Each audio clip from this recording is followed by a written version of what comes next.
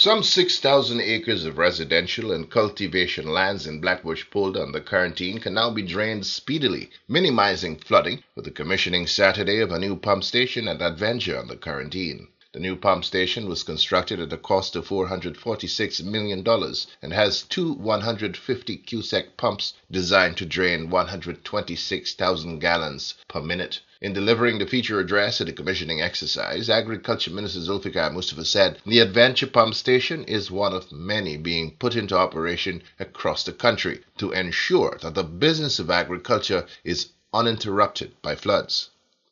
A day when we are commissioning a pump station, but not just a pump station, because this investment here is an investment for the future of our country.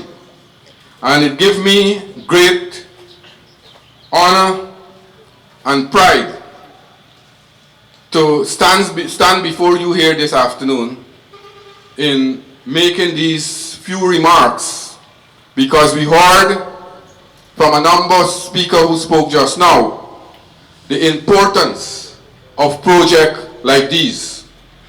And as I am speaking here today, not only in Region 6, but across the country, we are about to build almost since 2020 August. And by the end of next year, we will be building approximately 19 of these projects across the country. Right here in Region 6, you have here at Adventure, in Blackbush Polder, we had to re-award that contract. We have one at Ankerville, we have one at Letterkenny, and another one will be awarded shortly at Chesney and in the Albion area. So right in this catchment area, you have 5 pump stations. And when you add the investment that we are making in these projects, it will be tremendous, because as a government, we recognize the importance of investment in the future of our country. Minister Mustafa cautioned that what is happening in agriculture today should not be taken for granted, as lessons of the recent past puts into context the importance of ongoing investments under the PPPC government. All of us will remember, in 2015, the last year of the PPP civic government, the agriculture budget, or the investment in agriculture, was $18.5 billion. And 5 years after we got back into government, we went and reached a budget of $13.5 billion. And that speaks for itself, because it shows who has the farmer's interests at heart. In 2021, when we suffer that devastating floods, in the entire region, in the entire country, all the regions in our country, we had to find funds immediately. Less than a year we were in government, we had to find funds to give to the farmers to go back to the land as quickly as possible. Because we recognize, and as Minister of Agriculture, I'm not being prejudiced here, but we as a government recognize the importance of this sector, the agriculture sector. We can have all the natural resources in the world.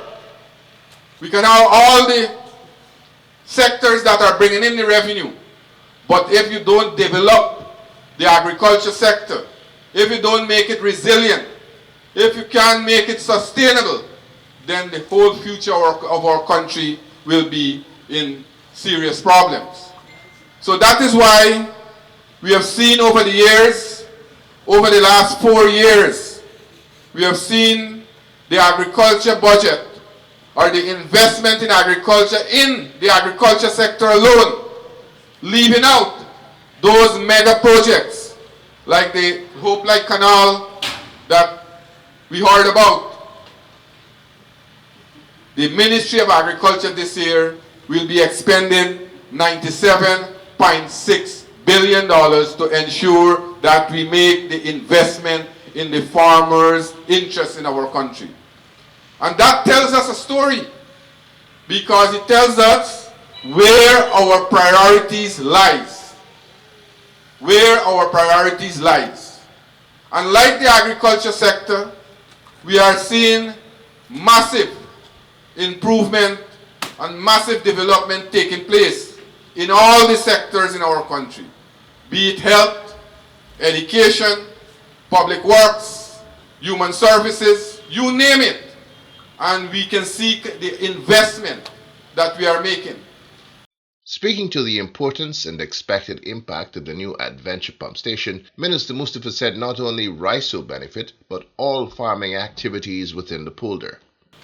Not only the rice growing area, but places like the Kukrit Savannah, and with the development of the area that we are talking about, things like the high-level canals, the Hope-like canals, that will be coming out at 51, 52 area, that area will be one.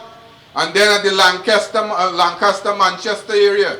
So 2 Hope-like canal, and y'all could remember, when the Hope Canal was built, many persons at that time were criticizing it, saying it was a Jack Day white elephant. But that proved itself when we had the flood in 2021. Those areas that are being servicing by that canal, those areas were not flooded. Places like Georgetown and the East Coast.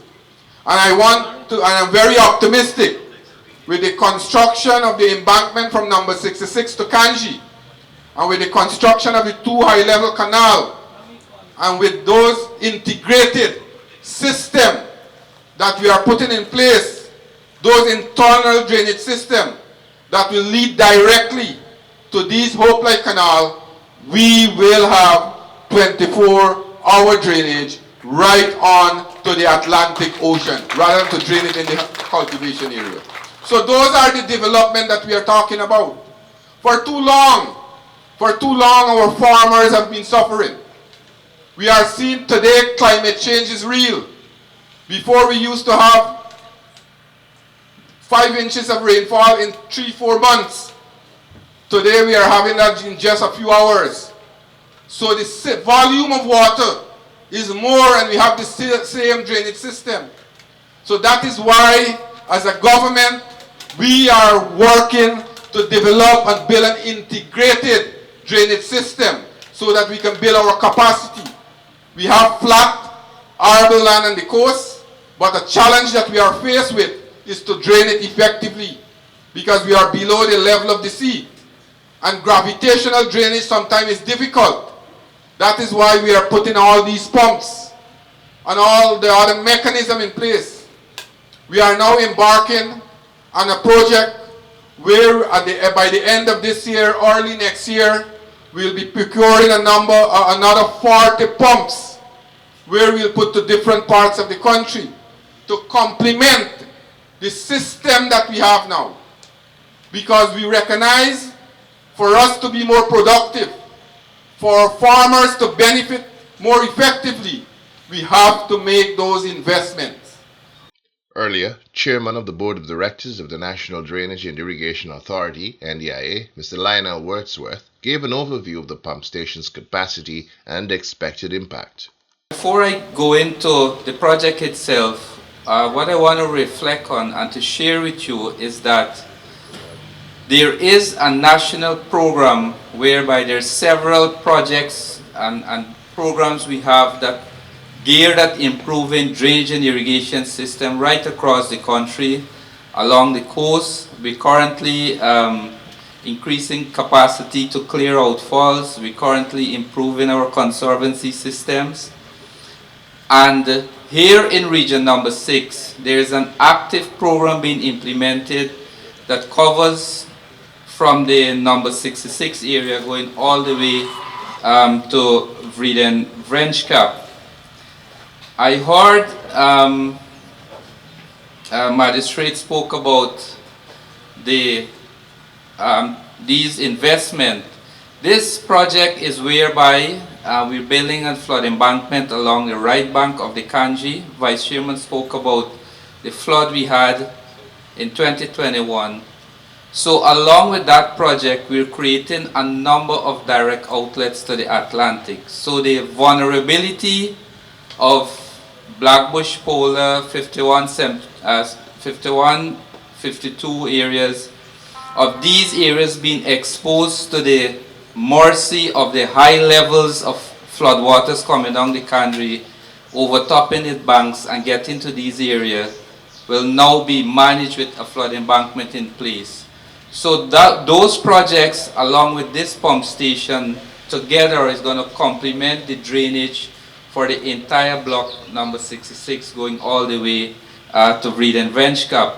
And for those of you who traverse the Backlands area, a number of these works are currently being implemented. We have 17 contractors working in different aspects of the project. There are the evaluation of tendered project contracts to be awarded for bridges, new outfall channels. And while this drainage station is now being completed, we currently have similar project at Anchorville, and to Blackbush Pole as well, a pump station would be installed to supply irrigation. This facility here, a contract was awarded through a public tendering system, and through that system and the evaluation process, a contract was awarded to DISA Mechanical Workshop, who won the bid for the construction of this facility to a cost of $446 million.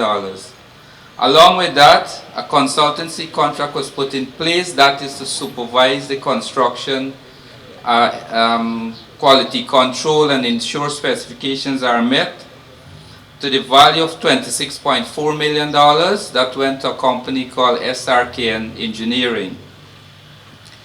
This project was awarded in October of 2021.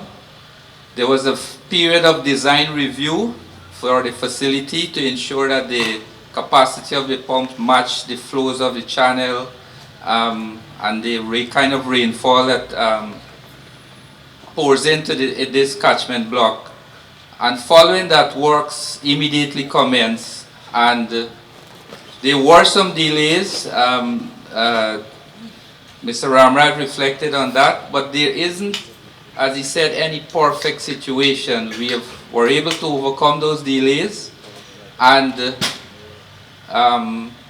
about 3 months ago we did a test run of the facility, and we're confident now that it's ready for commissioning, and that's why we gathered here today. President of the Rice Producers Association, Mr. Lika Ramrich, in his remarks, said the project is one that comes at a critical time and will be very impactful on the business of rice production in the area. I want to say on behalf of the farmers that we are happy that this project has been completed. It is long overdue. It has caused a lot of damages in Blackbush Poland. Last crop alone, over 700 acres of rice was resown in Lesbiola. And if this facility is commissioned, and basically what detained it is because of this road project. This road project, the alignment of the delivery for the coker detained this pump and causes so much losses for the people in Lesbiola. And not only in rice, but also in cash crop.